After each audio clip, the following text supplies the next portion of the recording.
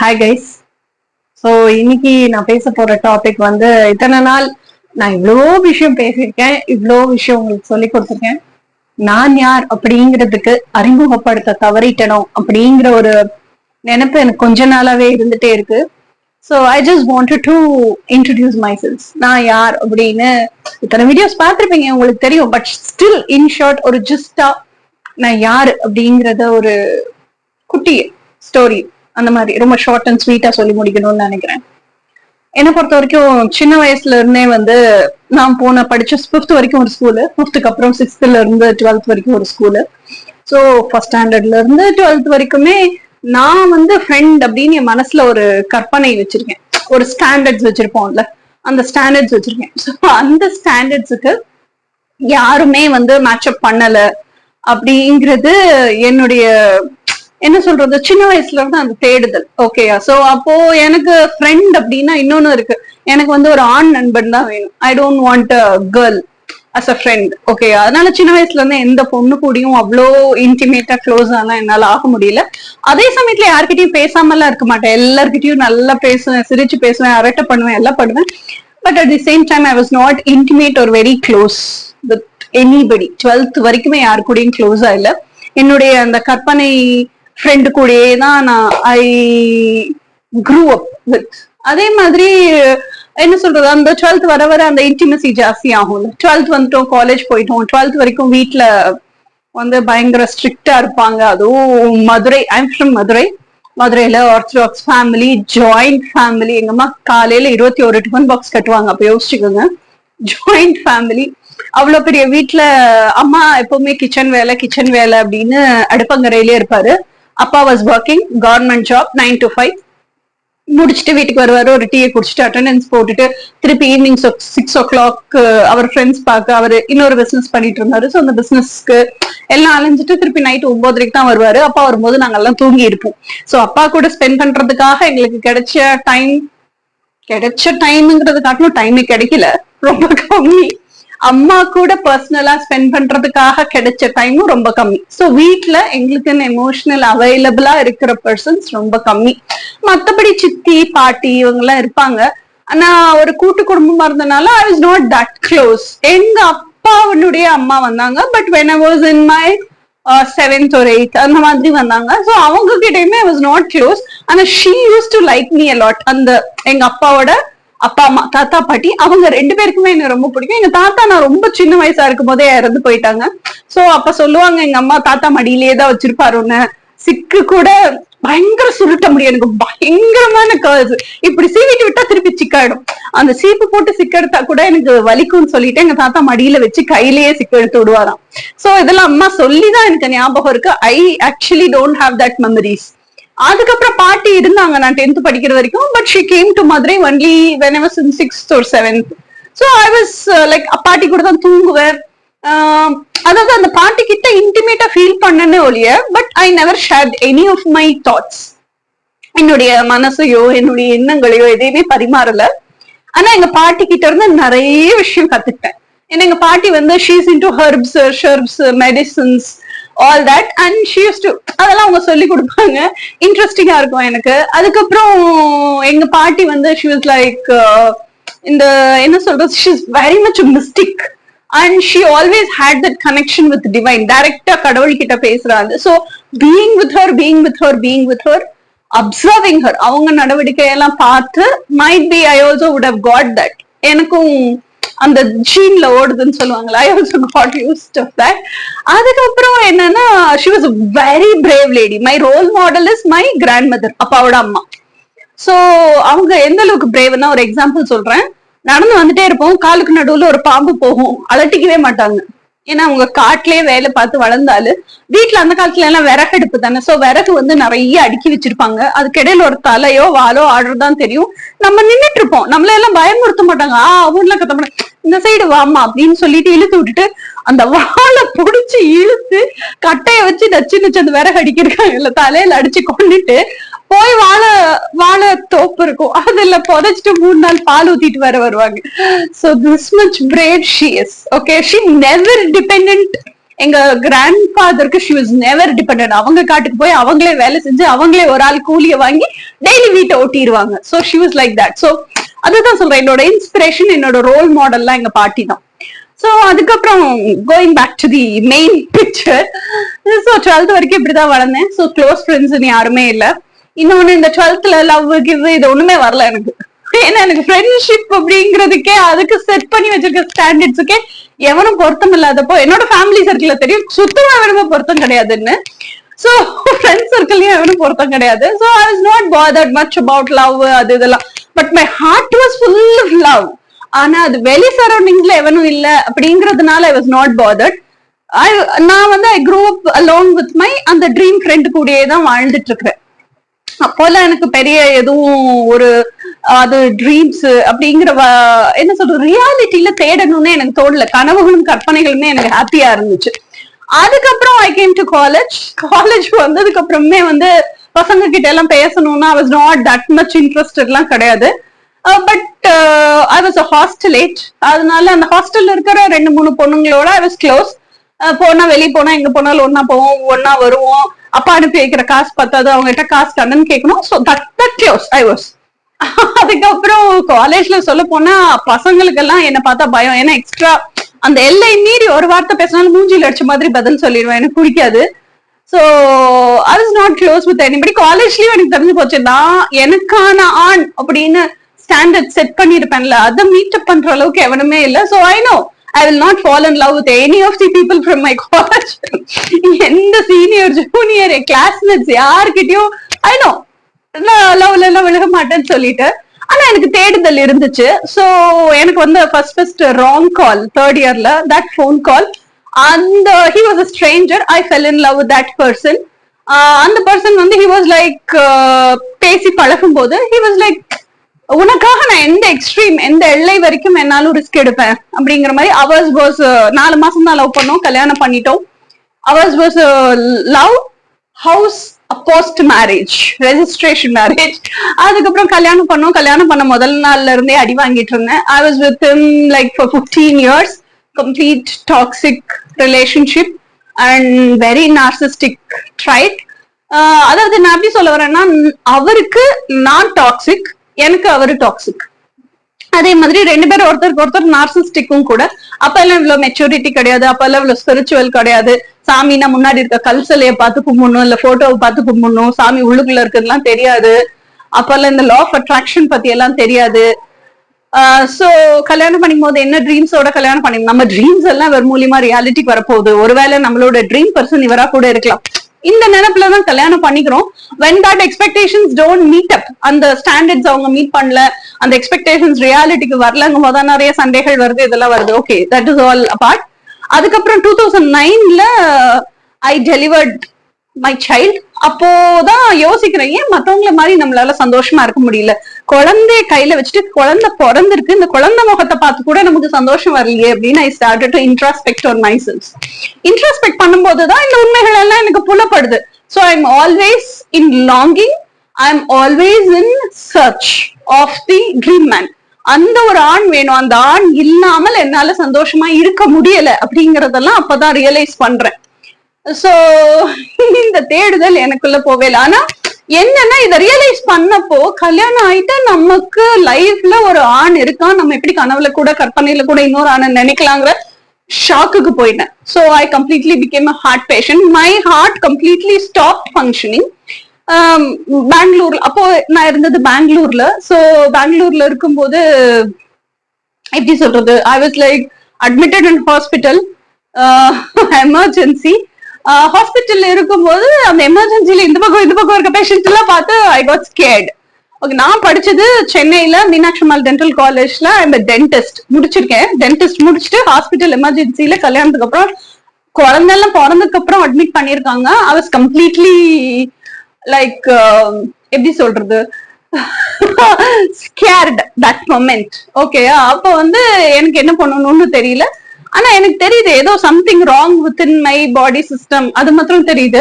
ஆனா இது அட்மிட் பண்ணிருக்கும் போதே என்ன லிஃப்ட்ல எங்கேயோ கூட்டிட்டு போறாங்க. அந்த லிஃப்ட் ஸ்ட்ரக்சர்ல வச்சு கூட்டிட்டு போறாங்க. சோ ஸ்ட்ரக்சர்ல இருக்கும்போது like I am feeling like படுத்துதான் இருக்கேன், அது நல்லா தெரியுது எனக்கு. பிசிக்கலா நான் படுத்திருக்கேன் கான்சியஸா ஸ்ட்ரெச்சர்லங்கிறது தெரியுது. ஆனா எனக்கு எப்படி தோணுது அப்படின்னா, என்னோட எனர்ஜி நின்றுட்டு இருந்து ஒரு பெட்ஷீட் இப்படி இருந்து பெட்ஷீட் இப்படி கீழே விட்டு அப்படி தவன்னு கீழே துவண்டு விழும். அந்த மாதிரி எனர்ஜி கீழே துவண்டு விழுது. அது வந்து எனக்கு நிதர்சனமா உணர முடியுது என்னால. அப்படி கீழே விழுகும்போது கீழே விழுக போறேன் அப்படிங்கிறது எனக்கு தெரியுது. சோ அந்த தலை போய் தரையில இடிக்கும்ல, அது இடிக்கிறதுக்குள்ள யாரோ ஒரு ஆண் பதட்டத்தோட ஓடி வராங்க. ஐ saw only his shoes. Okay, அவ்வளவு ஃபாஸ்டா ஓடி வராங்க. ஓடி வந்து நான் கீழே விழுகிறதுக்குள்ள மொட்டி போட்டு அவங்க கை இருக்கும் இல்லையா, அந்த கை வச்சு இப்படி தாங்கி புடிச்சிட்டாங்க என்ன. பின்னாடி அந்த தலை வந்து எனக்கு கீழே தரையில போய் இடிக்கல, அவங்க கையில இருக்கு என் தலை, பின்னும் தலை. ஓகேயா, so I didn't fall down. தட்டி தட்டி எழுப்புறாங்க. சோ எழுப்பும் போது என்ன சொல்றாங்க, தட்டுறது தெரியுது, ஆனா யாரு என்னன்னு தெரியல. அந்த கை மாத்திரம் பார்த்தேன். அந்த கை என்னன்னா ஃபுல்லா பிளாக் கலர் ஷர்ட் போட்டு ஃபுல் ஹேண்ட் ஷர்ட் மடிச்சு விட்டுருக்காங்க, கப்ஸ் ரெண்டு கையிலயும். That hand was like little fair. It was not so fair, வீட்டிஷ்ல இருந்து கொஞ்சம் ஃபேர் அப்படி வச்சுக்கீங்களேன். It was like that. அதுக்கப்புறம் தட்டி தட்டி எழுப்புறாங்க. He is like crying. I'm living for you only for decades and decades. I'm here only for you. Wake up, don't leave me alone and pass away. இது சொன்ன உடனே அந்த voice மட்டும் தான் எனக்கு தெரியும். அந்த வாய்ஸ் தெரியும், ஷூ தெரியும், கை ஷர்ட் ஹேண்ட் கப்ஸ் தெரியுது. எழுப்புறாங்க. அந்த கண்ணீர் துளி என் கண்ணத்துல விழுகுது. அந்த ஈரம், கண்ணீர் துளியினுடைய ஈரம், அந்த ஈரம் பட்டு அப்படி டக்குன்னு முழிக்கிறேன். நான் முழிக்கும் போதுதான் எனக்கு தெரியுது I am in CCU, cardiac care unit. Echo எல்லாம் எடுத்து முடிச்சு எனக்கு வந்து ஹாஸ்பிட்டல், மணிப்பால் ஹாஸ்பிட்டல் ட்ரெஸ் எல்லாம் சேஞ்ச் பண்ணி சிசியூல என்ன அட்மிட் பண்ணிருக்காங்க. ஐ வாஸ் இன் மானிட்டர்லாம் அட்டாச் பண்ணி ஓடிட்டு இருக்கு. சோ இந்த முழிக்கும் போதுதான் I knew admitted in hospital. So அது வரைக்கும் ஏதோ சம்திங் நடந்திருக்கு, ஹாஸ்பிட்டல்ல பண்ணிருக்காங்க, எனக்கு அதெல்லாம் தெரியல. அந்த ஸ்ட்ரெச்சர்ல இருந்து என்ன இது எக்கோ ரூம் கூட்டிட்டு போயிருக்காங்க. அங்க நான் போட்டிருந்த நைட்டி சேஞ்ச் பண்ணி ஹாஸ்பிட்டல் ட்ரெஸ் போட்டிருக்காங்க. ஹாஸ்பிட்டல் ட்ரெஸ்லயே எக்கோ எடுத்துட்டு சிசியூக்கு கொண்டு வந்திருக்காங்க. சோ அந்த எக்கோ ரூம்லயா சிசியூலயா எங்கேயோ ஒரு இடத்துல மை கம்ப்ளீட் கார்டியாக் அரெஸ்ட். அதுக்கப்புறம் திருப்பி ரீவைட்டலைஸ் பண்ணிருக்காங்க. என்ன இதெல்லாமே எதுவுமே எனக்கு தெரியல. ரீவைட்டலைஸ் பண்ணப்பதான் நான் முழிச்சிருக்கேன். ஆக்சுவலா they all were doctors all were so much relieved. ஓகேயா, ஆனா எனக்கு தெரிஞ்சதெல்லாம் அந்த ஈரம் கண்ணீர் துளி பட்டுதான் நான் முழிச்சிருக்கேன். Okay, this is what has happen. ஆனா எனக்கே வந்து I was frozen to shock. உறைஞ்சு போயிட்டேன் நான். என்ன உறைய வச்ச நிமிடங்கள் அது. அப்படியே உறைஞ்சு போயிட்டேன். ஏன்னா மத்தவங்க எல்லாம் நம்ப வேண்டாம், எனக்குள்ள என்ன நடக்குதுன்னு எனக்கு தெரியும்ல. இதுதான் நடந்திருக்குன்னு தெரிஞ்ச ஒரு விஷயத்த இது தெரியாது, இது நடக்கலைன்னு ஆக்கவே முடியாதுல்ல. நம்ம மனசாட்சியை கொண்டுட்டு நம்மளால ஆக்கிக்கவே முடியாது. அந்த மாதிரி என்ன உரைய வைத்த தருணங்கள் அது. சோ அந்த ஷாக்ல இருந்து மீண்டு வர்றதுக்கே எனக்கு ரொம்ப டைம் எடுத்துச்சு. அந்த ஷாக்ல இருக்கும் போதே டாக்டர் டெல்லிங் உங்களுக்கு போஸ்ட் பார்ட்டம் கார்டியோமயோபதி அப்படின்னு சொல்லிட்டு சொல்றாங்க. I was like okay. ஏன்னா எனக்கு வந்து கார்டியோமயோபதி இருக்குங்கிறது இந்த ஷாக்கை விட பெரிய ஷாக்கா இல்ல. சோ அதுக்கப்புறம் என்னாச்சு, okay anyhow I became heart patient. இதுக்கு மேல உட்காந்து ஃபீல் பண்ணி கஷ்டப்பட்டு அழுது ஒண்ணு நடக்க போறது இல்ல. So I just left. அதுக்கப்புறம் என்னாச்சு அப்படின்னா, சோ ஐ ஸ்டார்டட் சர்ச்சிங். அப்போ அந்த ஆண் யாரு, என்ன வந்து இப்படி தாங்கி பிடிச்ச அந்த ஆண் யாரு, அந்த ஹாஸ்பிட்டல்ல இருக்க அந்த டாக்டர்ஸ் கையெல்லாம் பாக்குறேன், அந்த டாக்டர்ஸோட காலெல்லாம் ஷூ எல்லாம் பார்த்தேன். So no nothing matched. அவனோட ஷூ மாதிரியோ அவனோட கை மாதிரியோ எதுவுமே இல்ல. எனக்கு எக்கோ எடுத்த டாக்டர் என்னோட cardiologist was still more fair. So I know it is not that person. அதுக்கப்புறம் கண்டிப்பா என்னோட ஹஸ்பண்டா இருக்க முடியாது, because is dark. So I know from that day my journey started, my search also started. ஏன்னா என்னோட ஹஸ்பண்ட் கல்யாணம் பண்ணும்போதே அந்த ட்ரீம் பர்சனை இதெல்லாம் வெறும் ட்ரீம் தான், இதுக்கு ரியாலிட்டிக்கு வரப்போகுது அப்படின்னு நினைச்சுதான் கல்யாணம் பண்ணேன். கல்யாணத்துக்கு அப்புறமும் நான் ஹாப்பியா இல்லைங்கும் போதுதான் திருப்பி அந்த இன்ட்ராஸ்பெக்ஷன் பண்றேன். இன்ட்ராஸ்பெக்ஷன் பண்ணி I think it's 2009 September introspection பண்றேன். இன்ட்ராஸ்பெக்ஷன் பண்ணி இந்த உண்மைகள் எல்லாம் ரியலைஸ் பண்றேன். ஐ am always in love with my dream person அப்படிங்கிற ரியலைசேஷன் வரும்போது ஹார்ட் பேஷண்ட் ஆயிட்டேன். பிகாஸ் என்னாலே அதை ஜீர்ணிச்சுக்க முடியல, உள்வாங்கிக்க முடியல. I was bedridden for 2.5 years. 2012 starting வரைக்குமே I was bedridden. So so எனக்கு எப்படி இருந்துச்சுன்னா அந்த பர்சன் எனக்கு அதுக்கப்புறம் ஏன்னா இட்ஸ் கம்ப்ளீட்லி டாக்ஸிக், எனக்கு வாழ்றதுக்கே பிடிக்கல. I never wanted to live after that. நிறைய தடவை சூசைட் பண்ணிக்கிறதுக்குன்னு நினைச்சிருக்கேன். மொட்டை மாடிக்கு போய் குதிக்கிறதுக்கு எல்லாம் ட்ரை பண்ணிருக்கேன் 3rd floorல இருந்து. சோ அப்ப குதிக்கும் போதுதான் ஒரு தடவை ஐ ஹியர் தட் வாய்ஸ். வெள்ளையா எனக்கு பின்னாடி ஒரு பிம்பம் நிக்கிறத உணர்றேன். ஆனா பின்னாடி திரும்பி பாக்குறதுக்கு எனக்கு பயம். இதெல்லாம் கற்பனையான்னு கூட எனக்கு தெரியல. ஆனா என்னால உணர முடியுது நமக்கு பின்னாடி ஒரு எனர்ஜி. நம்ம தூங்கிட்டு இருக்கும் போதே ஏதோ ஒரு யாரோ நடக்கிறாங்கன்னா அந்த நிழல் ஆடுறது நமக்கு தெரியும்ல. அப்ப நம்ம முழிப்போட நின்றுட்டு இருக்கும் போது நமக்கு பின்னாடி ஒரு எனர்ஜி இருக்குங்கிறது நமக்கு தெரியாமையா இருக்கும். என்னால கம்ப்ளீட்டா ஃபுல்லா பார்க்க முடியுது ஒயிட் கலர் எனர்ஜி. அது என்கிட்ட என்ன சொல்லுது, எனக்காக வாழு, நான் இருக்கிறேன் உன் கூட, எப்பவுமே I will be there for you அப்படின்னு அந்த குரலை கேட்டதுக்கு அப்புறம் என்னால குதிக்க முடியல. மாடியில இருந்து குதிக்க முடியல. So again I came back. கீழே இறங்கி I went to the bedroom, I slept off. So இந்த மாதிரி தருணங்கள் என் வாழ்க்கையில நிறைய. So coming to cut short, so இதெல்லாம் நடந்ததுக்கு அப்புறம் டாக்ஸிக்கா இருந்துச்சு ரிலேஷன்ஷிப். ஆஃப்டர் 15 years, ஆஃப்டர் 15 yearsங்கிறத தாண்டி 2012ல எனக்கு என்ன சொல்றது, 2009ல இருந்து இந்த ஜேர்னி ஸ்டார்ட் ஆயிடுச்சு. எனக்கு அந்த லோன்லினஸ் அப்பதான் உணர்றேன். என்ன உணர்றேன்னா, சின்ன வயசுல இருந்து அம்மாவோட எமோஷனல் அவைலபிலிட்டி கிடைக்கல, சின்ன வயசுல இருந்து அப்பாவோட எமோஷனல் அவைலபிலிட்டி கிடைக்கல, சின்ன வயசுல இருந்து I never had any friends. அந்த மாதிரி ஒரு எமோஷனல் அவைலபிலிட்டியும் எனக்கு கிடைக்கல. காலேஜ் எமோஷனல் அவைலபிலிட்டி கிடைக்கல. அப்ப எல்லாமே நம்ம பிரேவா இருக்கிற மாதிரியே ஒரு மாஸ்க போட்டுக்கிட்டே நம்ம வாழ்ந்துட்டோம். அதுக்கப்புறம் கல்யாணத்துக்கு அப்புறமும் அந்த எமோஷனல் அவைலபிலிட்டி கிடைக்கல. அப்படிங்கும் போதே என்னால அதை உள்வாங்கிக்க முடியல, தாங்கிக்க முடியல. அதுக்கப்புறம் எனக்கு அந்த எமோஷனல் அவைலபிலிட்டி தேவைப்படுது, எனக்கான ஒரு பர்சன் எனக்கு வேணும் அப்படின்னு தோணுனதே நான் ஹார்ட் பேஷண்ட் ஆனதுக்கு அப்புறம். சோ நான் என்ன பண்றேன், கற்பனையில என் ஹார்ட்டுக்குள்ள இருக்கிற அந்த ட்ரீம் பர்சன் கிட்டே திருப்பி, அப்பதான் அந்த ஹார்ட்டுக்குள்ள இருக்க ட்ரீம் பர்சனே 2000 அந்த ஏக்கம் எல்லாம் இருக்கு. 2008 என்னோட பிரெக்னன்சி டைம் ஃபுல்லா ஏக்கம் இருக்கு. ஆனா வேணும்னு தவிக்கல நான். ஆனா இந்த ரெவலேஷன் வந்ததுக்கு அப்புறம் அது வேணும்னு தவிக்கிறேன். சோ ஆனாலும் தைரியம் இல்ல, சோசியல் கண்டிஷனிங் எல்லாம் மீறி. ஏன்னா அப்படித்தானே சின்ன வயசுல இருந்து நம்மள வளர்த்திருக்காங்க. சோ என்னுடைய எப்படி சொல்றது, கனவுல கூட இன்னொரு ஆண் எப்படி நினைக்கலான்னு ஒரு பக்கம் தோணுது. ஆனா எனக்கு எமோஷனல் அவைலபிலிட்டி தேவைப்படுது. என்ன பண்ணணும்னு எனக்கு தெரியல. சோ நான் என்ன சொல்றேன், பிசிக்கலா நிஜத்துல போய் ஒரு ஆண் கிட்ட பேசினா பழகுனா தானே தப்பு அப்படின்னு சொல்லிட்டு ஹார்ட் ஸ்பேஸுக்குள்ளேயே பேசிட்டே இருக்கிறேன். ஓகே, சோ அதுக்கப்புறம் அப்படியே 1 year போயிடுச்சு. ஹார்ட் ஸ்பேஸ்க்குள்ள பேசுறது மாத்திரம் பத்தல. ஏன்னா அவன் கேக்குறானா இல்லையா, இல்ல கற்பனையா, எனக்கு பைத்தியம் பிடிச்சிருச்சா, நான் ஹாலுசினேட் பண்றேன்னா, இது எதுவும் எனக்கு தெரியல. So I wanted to express it loud. அப்பதான் டைரிஸ் எழுத ஆரம்பிச்சேன். எல்லா டைரிஸும் எழுதிருப்பேன். என்னோட டைரிஸ்ல எல்லாமே என்னோட கண்ணீர் வரிகள் தான் இருக்கும். சோ அப்போ டைரியில எழுதுறதும் எனக்கு பத்தல. ஏன்னா நானே எழுதி எழுதி படிச்சு பாக்குறேன் திருப்பி திருப்பி, அவ்வளவுதானே தவிர அது அந்த ஆண் கிட்ட எக்ஸ்பிரஸ் பண்ண மாதிரி ஒரு நிறைவை கொடுக்கல.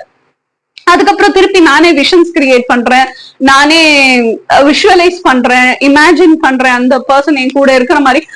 எனக்கு அந்த ஆண் எப்படி இருப்பான்னு கூட தெரியாது. ஆனா என் கூட ஒரு ஆண் இருக்கான், ஒரு எனர்ஜி இருக்கு. அதை மாத்திரம் தான் என்னால விஷுவலைஸ் பண்ண முடியுது. இதெல்லாம் நானே எனக்கு விஷுவலைஸ் பண்ணிக்கிறேன். அந்த விஷுவலைசேஷனும் பத்தல. அந்த கனவுகளையும் கற்பனைகளையுமே 1 வருஷம் இருந்தேன். வீட்டுல இருந்தா இவ என்னமோ பண்றா, ஏதோ சம்திங் நடக்குது அப்படிங்கறதெல்லாம் நோட்டீஸ் பண்றாங்க வீட்டுல இருக்க பர்சன்ஸ். அதாவது மேரிட் இல்ல, வீட்டுல இருக்க பர்சன்ஸ் நோட்டீஸ் பண்றாங்க. So it is becoming blowing up into a big issue. Fight நடக்குது. So I wanted to start எனக்குன்னு தனியா ஒரு இடம் தேவைப்படுது. நான் என்னோட ட்ரீம் பர்சனோட மட்டும் இருக்கிறதுக்குன்னு ஒரு இடம் தேவைப்படுது. So I started my dental practice in 2012. Dental பிராக்டிஸும் நல்லா தான் போய்கிட்டு இருக்கு. பட் ஸ்டில் எனக்கு அந்த இடம் ரொம்ப பிடிச்சிருக்கு. Because I can be with my dream person. எப்பவுமே அந்த ட்ரீம்ஸ்ல இமேஜினேஷன்ஸ்ல எனக்கு ஆப்போசிட்ல என் ட்ரீம் பர்சன் உட்கார்ந்து இருக்கிற மாதிரி, என் கூடயே என் ட்ரீம் பர்சன் இருக்கிற மாதிரி, இதெல்லாம் எனக்கு பிடிச்சிருக்கு. ஆக்சுவலா ஃபர்ஸ்ட் நான் கிளினிக் ஓபன் பண்ணி அந்த கன்சல்டேஷன் அப்படிங்கிற ஒண்ணு பண்ணும் போது எனக்கு அவ்வளவு பயம், அவ்வளவு நடக்கும். இத்தனைக்கும் நான் 5 வருஷம் டென்டிஸ்ட்ரி முடிச்சிருக்கேன், அதுக்கப்புறம் இன்டர்ன்ஷிப் முடிச்சிருக்கேன், சீனியர் இன்டர்ன்ஷிப் முடிச்சிருக்கேன், நிறைய டாக்டர்ஸ் கீழே ஒர்க் பண்ணியிருக்கேன், கன்சல்டேஷன் பண்ணியிருக்கேன். ஆனா என் கிளினிக்னு வரும்போது அந்த உதறல் இருக்கு எனக்கு. சோ அப்போ எனக்கு ரொம்ப பயமா இருக்கு. I'm like praying God. அப்போ உள்ள இருந்து எனக்கு வாய்ஸ் கேக்குது, you know consultation, you are very good at consultation, you can diagnose what is anybody's problem.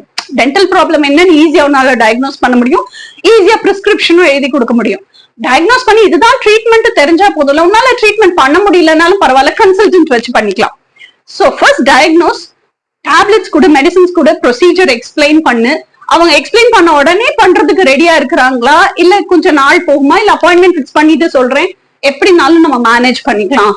Come on, get courage. அந்த அளவுக்கு என்ன என்கரேஜிங்கா இருக்கு அந்த உள்ள இருக்கிற voice. So that masculine was always with me all along.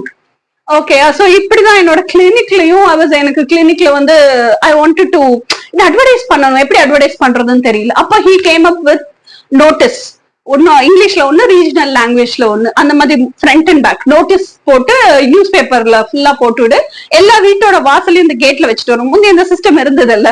So அந்த மாதிரி you can inform people that dental clinic is running here அப்படிங்கிறதுலாம் வித் கார் பார்க்கிங்கோட இருந்துச்சு என்னோட டென்டல் கிளினிக். சோ அந்த மாதிரி எல்லாம் உள்ள இருந்தே he was completely guiding me. So I was so happy. இதெல்லாம் எனக்குள்ள நடக்குது. எப்படி இதெல்லாம் நடக்கலன்னு நான் மறுக்கிறது, என்னோட கற்பனைன்னு நான் எப்படி எடுத்துக்கிறது? கிளியர் கட்டா எனக்கு ஒரு ஆணினுடைய வாய்ஸ் எனக்குள்ள இருந்து நல்லாவே கேக்குது. இத வெளியவும் சொல்ல முடியல. வீட்டுல எமோஷனல் அவைலபிலிட்டியே கம்ப்ளீட்டா கிடையாது. என்னோட டென்டல் கிளினிக்ல மட்டும்தான் எனக்கான சுதந்திரம். இதையுமே நோட்டீஸ் பண்ணிட்டாங்க, கண்டுபிடிச்சிட்டாங்க. உடனே டென்டல் கிளினிக்ல வந்து 8:30 வந்து உட்கார்றது, க்ளோஸ் பண்ணிட்டு வான்னு சொல்லி அனுத்துறது, டென்டல் கிளினிக்லயே நிறைய சண்டைகள் வர ஆரம்பிக்கிறது. இதெல்லாம் ஒரு ஸ்டேஜுக்கு மேல என்னால உள்வாங்கிக்க முடியல. சோ போதும் எனக்கு அப்படின்னு தோணிடுச்சு. சோ 15 இயர்ஸ்க்கு அப்புறம் அம்மா அப்பா வீட்டுக்கு வந்துட்டேன் நானு. அதுக்கப்புறம் I never went back to my ex வீட்டுக்கே போகல. அதுக்கப்புறம் அப்பா அம்மா வீட்டுக்கு வந்ததுக்கு அப்புறமே அப்பா அம்மா ஒரே ப்ரெஷர், பயங்கர ப்ரெஷர். நீ வந்து இப்படி இருக்க கூடாது, நீ என்னதான் இருந்தாலும் ஹஸ்பண்டோட தான் சேர்ந்து வாழணும், அப்படியா இப்படியான்னு சொல்லிட்டு பயங்கர pressure. So I attempted suicide அங்க. சோ அப்பா அம்மாவோட ப்ரெஷர் தாங்க முடியாம கடைசி ஐ wanted to meet my X, so I called him, he came. அதுக்கப்புறம் தான் காப்பாத்திட்டாங்களே. அதுக்கப்புறம் I was completely bedridden. அந்த அளவுக்கு மோசமா போயிட்டேன். ஏன்னா because I didn't want to live, I lost hope in all relationship. I never had faith. அப்பதான் திருப்பி அந்த வாய்ஸ் கேக்குது, live for me, I'm there for you. இது கேட்டு கேட்டு கேட்டு எனக்கு ஒரு ஸ்டேஜ்ல ரொம்ப காண்டாயிடுச்சு, கோபம் வந்துருச்சு. Live for me, live for Meena நீ உள்ளுக்குள்ள இருந்துட்டு எனர்ஜியா இருந்துட்டு பேசிக்கிட்டே இருப்ப. எனக்கு பிசிக்கல்ல ஒரு மாரல் சப்போர்ட், எங்க தெரியாத இடத்துக்கு போகணும், இல்ல நான் புலம்புறத கேட்கறதுக்காக எனக்கு ஒரு ஆள் வேணும் இல்ல அப்படின்னு சொல்லிட்டு அந்த உள்ள இருக்கிற எனர்ஜியோட சண்டை போட்டுட்டு இருக்கேன். So it was like that. அதுக்கப்புறம் இந்த எனர்ஜியே நிறைய எனக்கு கைடன்ஸ் கொடுக்க ஆரம்பிச்சது, நிறைய எனக்கு சொல்லி கொடுக்க ஆரம்பிச்சது. சோ அப்பதான் இந்த செல்ஃப் லவ், அம்மா வீட்டுக்கு வந்ததுக்கு அப்புறம் தான் I started practising self love, self compassion, self enlightenment, self empowerment. So that's how I started my YouTube videos. அந்த எனர்ஜி என் கூடயே டைம் ஸ்பெண்ட் பண்றதை என்னால உணர முடிஞ்சது. That energy was completely with me, taking care of me, guiding me, teaching me so many things, my complete everything, my guru, my father, mother, sister, brother, lover, lust, everything was that person. So அந்த energy கூடயே வாழ ஆரம்பிச்சேன். This is my short story. So இது எதுக்காக இப்படி சொல்றேன்னா, அப்போ decide பண்ணேன். என்ன டிசைட் பண்ணேன்னா, உலகத்துக்கு இவ்வளவு நெய்வா இருக்கிற, எதுக்கு எடுத்தாலும் தொட்டத்துக்கெல்லாம் அழுகிற ஒரு தொட்டாசிலிங்கி மாதிரி இருக்கிற ஒரு ஐஸ்வர்யா தேவையில்லை அப்படின்னு சொல்லி அப்போ எடுத்த டெசிஷன் தான் மிஸ்டி. அதே மாதிரி அப்பா அம்மா கொடுத்த படிப்பு தேவையில்லை, நம்ம ஒர்க் பண்ண அந்த பழைய ஒர்க் எக்ஸ்பீரியன்சஸ் இதெல்லாம் தேவையில்லை. நான் யார் அப்படிங்கிறதுக்கு எனக்கு ஒரு அடையாளத்தை உருவாக்கணும் அப்படின்னு சொல்லிதான் ஐ பிகேம் மிஸ்டி. சோ அப்பதான் ஐ டிசைடட் வெரி ஸ்ட்ராங்லி. சின்ன வயசுல இருந்து எனக்கு அந்த எமோஷனல் அவைலபிலிட்டி கிடைக்கல. அது போக எமோஷனல் ட்ராமாவும் நிறைய ஆச்சு. கல்யாணத்துக்கு அப்புறமும் அந்த எமோஷனல் அவைலபிலிட்டி கிடைக்கல. அப்போ ஒரு பெண் அந்த எமோஷனல் அவைலபிள், ஏன்னா பெண்ணுங்கிறவ வந்து ஆண் மாதிரி கிடையாது. ஆண் வந்து he is always connected with his brain. பெண் வந்து she is always connected with her emotions இல்லையா? சோ அப்ப இந்த எமோஷனல் அவைலபிலிட்டிங்கிறது கிடைக்கல அப்படின்னா ஒரு பெண் எந்த அளவுக்கு சஃபர் ஆவா, எவ்வளவு ட்ராமடைஸ் ஆவா. தனக்கு பிறந்த குழந்தைங்க கிட்ட கூட அந்த பெண்ணுக்கு அந்த சந்தோஷம் இல்லை. சோ இதெல்லாம் வந்து ஐ வாஸ் ஏபிள் டு, என்னால என்னோட பெயினை வந்து ரியலைஸ் பண்ண முடிஞ்சது, அக்னாலேஜ் பண்ண முடிஞ்சது. ஐ accepted that pain and I did the healing work. So அப்பதான் I started my YouTube channel 2018 நினைக்கிறேன். So I felt like இந்த மாதிரி எத்தனை பெண்கள் இருப்பாங்க. நம்ம வந்து இதுதான் நம்ம பிரச்சனைன்னு புரிஞ்சுக்கிட்டு வெளியே வந்துட்டோம். அதுக்குள்ளேயே உழந்துட்டு இருக்க பெண்கள் எத்தனை பேர் இருப்பாங்க. சோ அவங்களுக்கு எல்லாம் இது வந்து ஒரு how I felt was ஒரு ஹெல்ப்பா இருக்கட்டும். So that they'll also know நம்மளும் இப்படிதான் சஃபர் பண்றோம், நம்ம மட்டும் இல்ல நிறைய பேர் இப்படி சஃபர் பண்றாங்க போல் இருக்கு. நம்ம வெளியே வந்த சொல்யூஷன்ஸ் எல்லாம் அவங்களுக்கு சொல்லுவோம். Let it be a guidance. அதே மாதிரி அவங்களுக்கு அது சால்வ் ஆகுமா இருக்காதான்னு தெரியாது. So let it be a guidance அப்படின்னு தான் என்னுடைய யூடியூப் சேனல்லே ஆரம்பிச்சேன். அதுக்கப்புறம் தான் பீப்புள் ஸ்டார்டட் அப்ரோச்சிங் மீ. என்னோட கோச்சிங்கை ஸ்டார்ட் பண்ணேன். தட் கோச்சிங் வாஸ் ஃபர்ஸ்ட் எல்லாம் லைவ் கோச்சிங்கா இருந்தது, 1-on-1 செஷன். ஒரே டாபிக்கே திருப்பி திருப்பி பேசி என்னால எனர்ஜி வேஸ்ட் பண்ண முடியல. So I made it into pre recorded coachings. இப்போ மிஸ்டி அப்படிங்கிறது யாரு அப்படின்னா, எல்லாரோட எமோஷனல் ட்ராமாஸையும் புரிஞ்சுக்க கூடிய ஒரு person who never judges, because I know what I have gone through. அப்ப யாரோ எல்லாரும் என்ன ஜட்ஜ் பண்ணனாலதான் அந்த எமோஷனல் அவைலபிலிட்டி எனக்கு கிடைக்கல. So I don't want to judge people. அவங்க சூழ்நிலைக்கு அந்த ஸ்டேஜ்ல அந்த நிமிடங்கள்ல அவங்களுக்கு என்ன பெஸ்ட்னு தோணுச்சோ அதை செஞ்சாங்க, அவ்வளவுதான். there is nothing to judge. ஏன்னா நம்மளை படைச்சோடனே நம்மள ஜட்ஜ் பண்ணல. அப்ப நம்ம ஜட்ஜ் பண்றதுக்கு we are nobody. சோ இந்த ஒரு ஆழமான தாட் எனக்குள்ள எப்பவுமே உண்டு. பட் அதே சமயத்துல I'm not a person who's emotionally available to others, but at the same time I can understand others emotionally. So இந்த ஒரு ஸ்ட்ராங்கான ஒரு பர்சனா உருவெடுத்ததுக்கு அப்புறம் கூட என்னோட எமோஷனல் டிபெண்டன்சி என்னால ஹீல் பண்ணிக்க முடியல. ரொம்ப வருஷமா அதை ஹீல் பண்ணணும்னே தெரியல. எமோஷனல் டிபெண்டன்சின்னு ஒண்ணு இருக்குன்னு எனக்கு தெரியல. டிபெண்டன்சினா physical dependency, moral dependency, social dependency, financial dependency, இதைத்தான் நினைச்சேன். எமோஷனல் டிபெண்டன்சிங்கிற ஒண்ணு இருக்குங்கிறதும் நான் ரியலைஸ் பண்ணி அதை ஹீல் பண்ணி எமோஷனலா to become independent also it took me so many years. So இது இந்த அளவுக்கு இந்த வருஷங்களை வேஸ்ட் பண்ண வேண்டாம். இந்த எமோஷனல் ட்ராமாஸ் எல்லாம் ஈஸியா ஹீல் பண்ணிக்க முடியும். இந்த எமோஷனல் அவைலபிலிட்டி அவங்களுக்கு அவங்களே கொடுத்துக்க முடியும். செல்ஃப் லவ்ங்கிற பாத்துல அவங்களே பயணிக்க முடியும் அப்படிங்கிறதுக்காக உருவாக்கப்பட்ட ஒண்ணுதான் மிஸ்டிஸ் கிரியேஷன். எல்லா விதத்திலயும் ஃப்ரீடம் ஃபுல்லா ஒரு பெண் வாழணும். மெயினா என்னோடது வந்து பெண்ணுக்காக தான். ஒரு பெண் வாழணும். இவ்வளோ எமோஷனல் ட்ராமா அண்டர்கோ பண்ண வேண்டிய அவசியமே இல்லை. when a woman is financially independent, she has that power of choice இல்லையா? அவங்க எடுக்கிற டெசிஷன் எல்லாம் அவங்களோடது. ஓகேயா? அந்த சூஸ் பண்ண முடியும். என்கிட்ட காசு இருக்கு, இதை சூஸ் பண்ண முடியும் என்னால. That power of choice comes only when that financial freedom is there. So அந்த பினான்சியல் ஃப்ரீடத்துக்கும் நீங்க எப்படி இருக்கணும்னா அந்த கிளாரிட்டி இன் மைண்ட் இருக்கணும். ஸ்டாக்னேஷன்ல கன்ஃபியூஷன்லயே இருக்கக்கூடாது. So emotional drama, emotional unavailability, emotional டிபெண்டன்சிலேயே இருந்தீங்கன்னா அந்த கிளாரிட்டியே கிடைக்காது. சோ இதுக்கெல்லாம் ஒரு சொல்யூஷன் கொடுக்கணும்னு ஆரம்பிக்கப்பட்டதுதான் மிஸ்டிஸ் கிரியேஷன். எனக்கு ஆன அடையாளம் நானே அப்படிங்கிறது தான் Misty. So that naive, very soft, very empathetic, யாரோ ஒருத்தர் அப்படி உருகி போற அந்த ஐஸ்வர்யா போய் emotionally very strong, very brave, very independent and very freedomful Misty came out. So இதுதான் என்னோட ஸ்டோரி இன் ஷார்ட். எத்தனை பேருக்கு இந்த மாதிரி ஒரு ஐஸ்வர்யாவை தெரியும்னு எனக்கு தெரியல. சோ இன்னொன்னு என்கிட்ட இருந்த பெரிய பிளஸ் பாயிண்ட் என்ன அப்படின்னா, நான் டாக்டருக்கு படிச்சனால ஃபர்ஸ்ட் 3 இயர்ஸ் MBBS-க்கும் எங்களுக்கும் ஒரே சிலபஸ் தான். Okay, general medicine, general surgery, என்ன அனாட்டமி மட்டும் தான் ஹெட் அண்ட் நெக். மற்றது எல்லாமே physiology, psychology, pathology, microbiology, biochemistry, எல்லாமே ஹோல் பாடி. சோ இன்னும் whole body how it functions, அதுல செக்ரீட் ஆகுற ஜூசஸ் என்னென்ன, இது எனக்கு நல்லாவே தெரியும். சோ அது எங்கேயாவது மிஸ்ஃபங்க்ஷன் ஆச்சு, டிஸ்ஆர்டர் ஆச்சு, டிசீஸ் வந்துச்சு அப்படின்னா அப்ப என்ன மால் ஃபங்க்ஷன் நடக்குதுங்கிறதும் எனக்கு தெரியும். சோ அதுக்கான மெடிக்கல் ட்ரீட்மெண்ட் என்ன அப்படிங்கிறது, சர்ஜிக்கல் ட்ரீட்மெண்ட் என்ன, மெடிக்கல் ட்ரீட்மெண்ட் என்ன அப்படிங்கிறதும் எனக்கு தெரியும். So what are the tablets, drugs you have to take அப்படிங்கறதெல்லாம் படிப்பு ரீதியாகவே எனக்கு தெரியும்.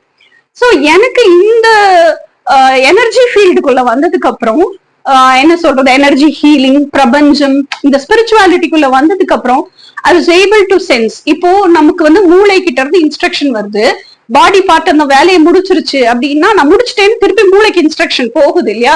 சோ மூளையில இருந்து வர இன்ஸ்ட்ரக்ஷனும் சிம்பத்தட்டிக் அண்ட் பாராசிம்பத்தட்டிக்னு சொல்லுவோம். சோ இது மூலியமா தான் ஹோல் பாடி சிஸ்டம், இந்த கோஆர்டினேஷன்லாம் நடக்குது. சோ அப்ப இதயத்துக்கு யார் இன்ஸ்ட்ரக்ஷன் கொடுக்குறா, லங்ஸுக்கு யார் இன்ஸ்ட்ரக்ஷன் கொடுக்குறா, கிட்னிக்கு யார் இன்ஸ்ட்ரக்ஷன் கொடுக்குறா, இதயமே துடிக்கிறதுக்கு யார் இன்ஸ்ட்ரக்ஷன் கொடுக்குறா, இதெல்லாம் அது சோ கியூரியஸ். இதுக்கு எங்க இருந்து இன்ஸ்ட்ரக்ஷன் வருது?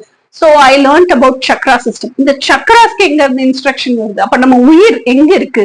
ஒவ்வொரு செல்லுலயும் இருக்கா, இல்ல வேற எங்கேயோ ஒரு இடத்துல பதுக்கி வைக்கப்பட்டிருக்கா? சோ இதெல்லாம் I wanted to know, dig deeper and know who am I. அப்ப நான் யார்? எனக்குள்ள இருக்க எனர்ஜி என்ன?